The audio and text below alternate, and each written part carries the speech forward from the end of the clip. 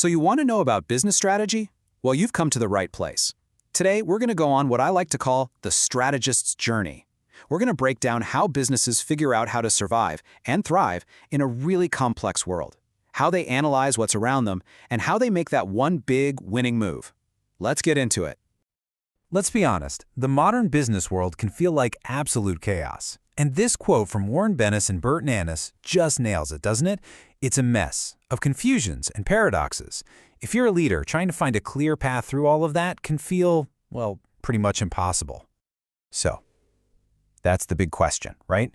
How do you cut through all that noise? How does any organization go from just trying to stay afloat to actually charting a course for success? The answer, in a word, is strategy. And building one? Well, that's the journey we're on today. All right, here's our roadmap. First, we'll talk about just navigating the business world. Then we'll get into scanning your environment and sizing up the competition. After that, it's all about defining your North Star, choosing a winning strategy, and finally, understanding why this whole thing is a journey that never really ends.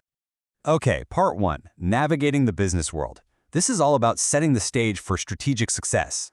Because here's the thing, the most successful organizations don't just react to whatever the world throws at them. No, they proactively try to shape their own future. Moving on to part two, scanning your environment. Think of this as the first step, creating your map.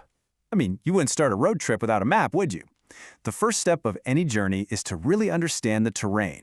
In business, we call this environmental scanning. So what is environmental scanning? Think of it like a strategic radar.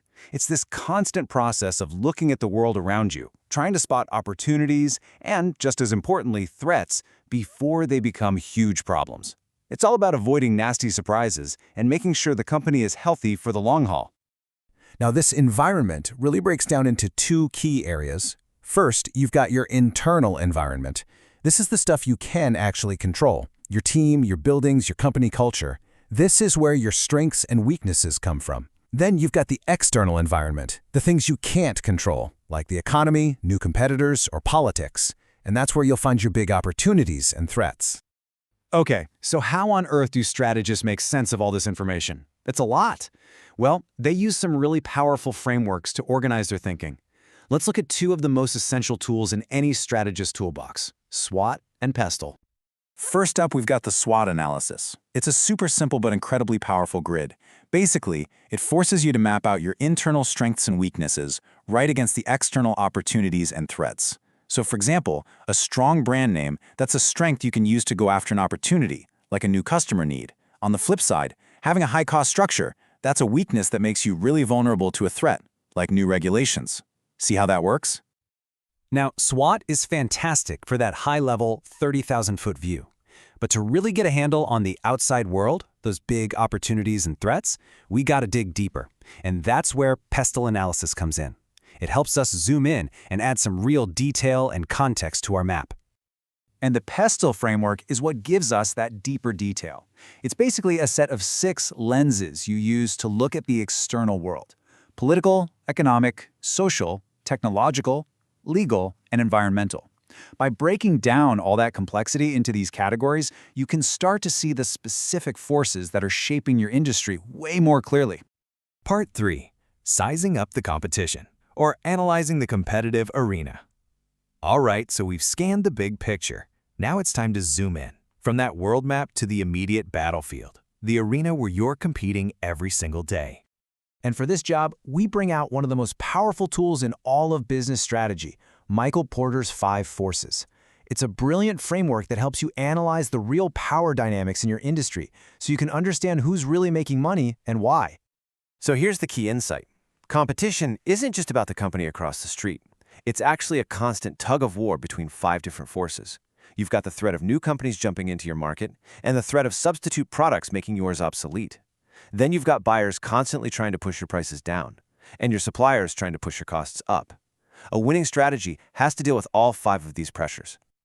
Okay, part 4, defining your North Star. This is about setting the destination with your vision and mission.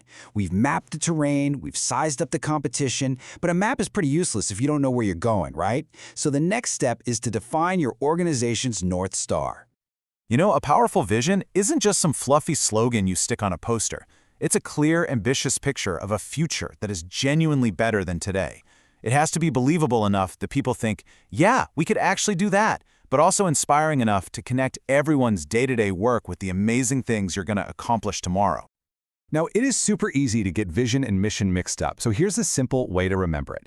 Your vision is your destination. It answers the question, where are we going? It's big, it's ambitious, and it can even change as you get closer. Your mission, on the other hand, is like your compass. It answers, why do we even exist? That's your core purpose, and it stays constant, guiding you on your journey. Which brings us to part 5, choosing your winning strategy. This is about selecting the path to your destination. You've got your map. You know where you're headed. Now it's time to decide on the actual path you're going to take to get there. This is where we choose the strategy itself. The great Michael Porter argues that at the end of the day, there are really only 3 ways to win to get a sustainable competitive advantage. First, you can be the cost leader. Think being the absolute cheapest option out there. Second, you can differentiate, be unique in a way that customers really value and will pay more for. Or third, you can focus on a tiny little niche in the market and then dominate that niche with either a cost or a differentiation advantage. Think Motel 6's no-frills cost focus versus Rolls-Royce's super luxury differentiation focus. 2 very different but very successful strategies. And finally, part 6, strategy is a journey. The process never ends. This brings us to a really, really crucial final point. A strategy is not some static document that you create once, put in a binder, and forget about. The process never, ever ends. Why? Because the world just doesn't stand still. Your strategic map is constantly being redrawn. Customer tastes change, new competitors pop up. In an environment that's this dynamic, a strategy that's set in stone is a guaranteed recipe for failure. Your strategy has to be just as alive and dynamic as the world it's in. So I'll leave you with this final, really critical question to think about. Is your strategy built to last, or is it built to adapt? Because the goal isn't to create some rigid, perfect plan. The real goal is to create a flexible framework that allows you to continuously scan, learn, and adjust your path on this never-ending journey forward. That's the secret to real, long-term strategic success.